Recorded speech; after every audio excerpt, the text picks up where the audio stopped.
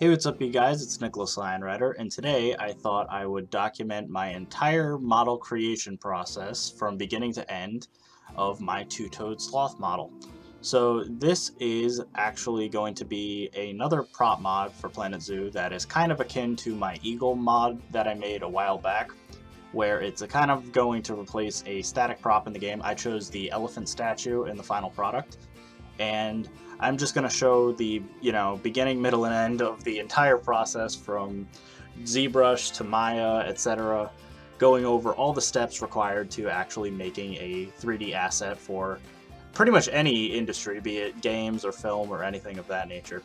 So without further ado, we can kind of jump into what I'm doing right now, which is the basic sculpting process. I'm using ZBrush, which is sort of the industry standard for all mediums of 3D sculpture in organic, nature. So I am using a bunch of reference images online. Which, side note, since this is a two-toed sloth, I was looking on Google.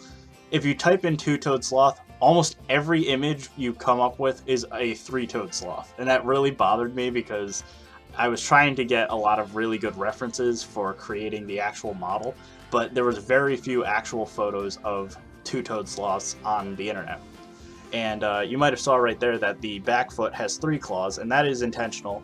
So despite the name, two-toed sloths actually do have 3 toes in their back hind legs, and only 2 fingers in their four legs, or forearms, I suppose. And so I'm just kind of going around and trying to find a good positioning for those claws. I tried to kind of sculpt the actual animal in its position, sort of how it would be oriented in the final product.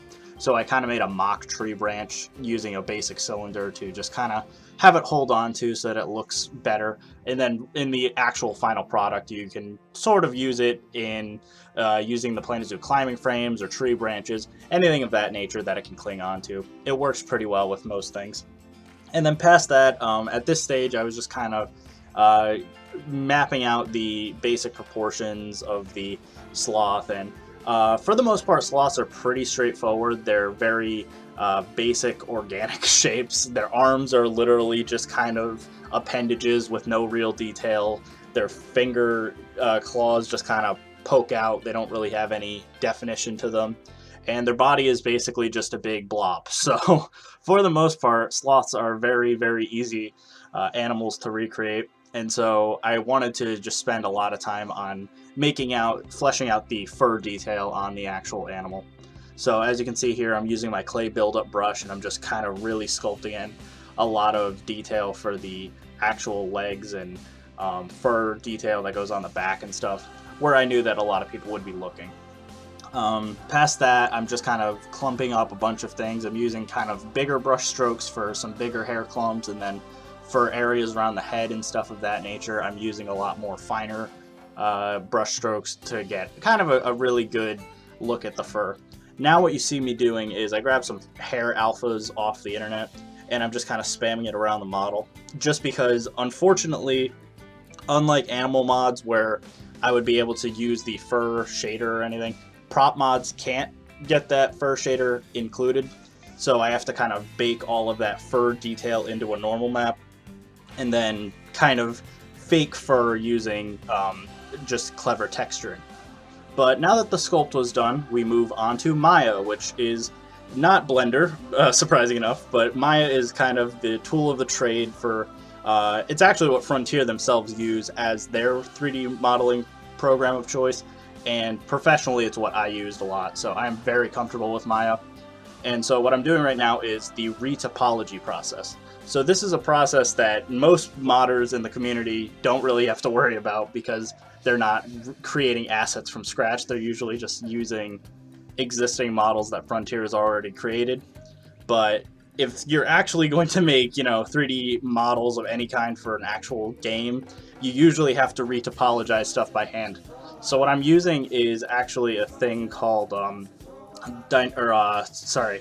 it's not dynamic retopology. What the hell is it called? Quad draw, sorry. So yeah, I'm using quad draw in Maya, and Dino-Topo is what it's called in Blender.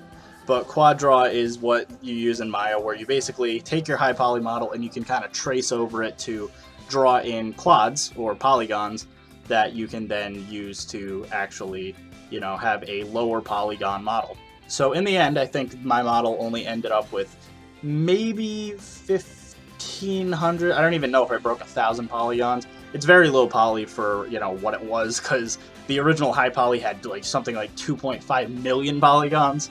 So obviously this is way more optimized. And then quickly what I'm doing is unwrapping, or UV unwrapping, which is how I get my texture map all set. It was pretty simple. I just wrapped around the head and wrapped around the legs. And then we move over to Substance Painter, which I showed off last video.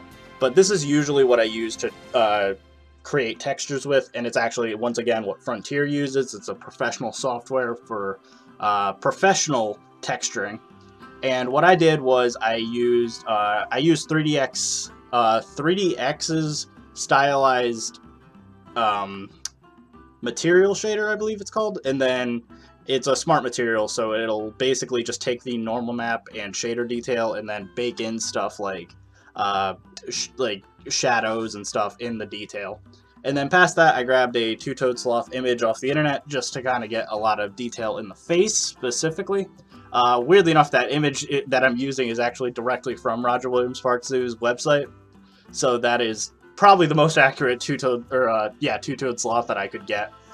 But past that, it's pretty straightforward. So this is basically it. So the last step was just bringing it into Blender and basically just weighting the whole thing to the elephant statue and then kind of chopping off the elephant and just replacing all the LODs.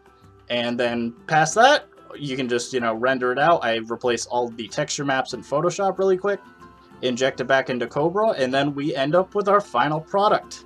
So thank you guys for watching. I hope this video was kind of informative, and if you like, you know, always remember to like, comment, and subscribe. And then past that, you can download the mod on Nexus now. So thank you very much, and I will see you in the next video.